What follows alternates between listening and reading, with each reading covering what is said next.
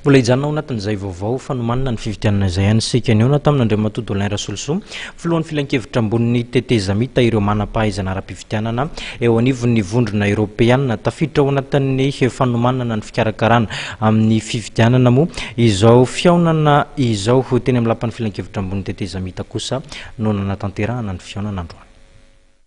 Iraka manokana tonga hijery ny tombanezaka vita amin'ny fanomanana sy ny fikarakarana amin'ny fividianana no atondian'ireo tomanam-pahaizana amin'ny fividianana izay tonga nitsidika amin'ny filohan'ny filan-kevitra ambony tetezamita na ny CST androany maraina teny amin'ny trano fitaratra Nosykely ireto.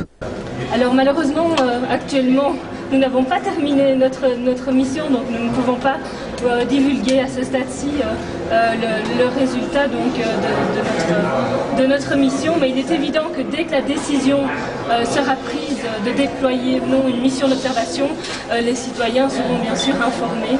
Et cette décision ne devrait intervenir que dans un mois, je pense, puisque c'est une décision qui est prise par la haute représentante de l'Union européenne, donc qui est Madame Catherine Ashton à Bruxelles.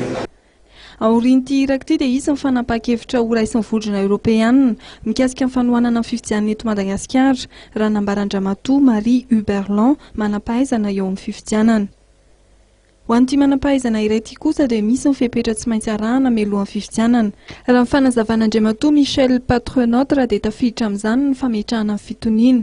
Ho an'Andriamatoa Dolin Rasoloso filohan'ny filan-kevitra ambony tetezamita dia misy ireo fepetra izay takiany tondrozotra mialoha ny fanatanterahana ny fividianana. Tokony hapetraka ireo fepetra ireo ary tokony honaliana eo anivon'ny parlemanta izany.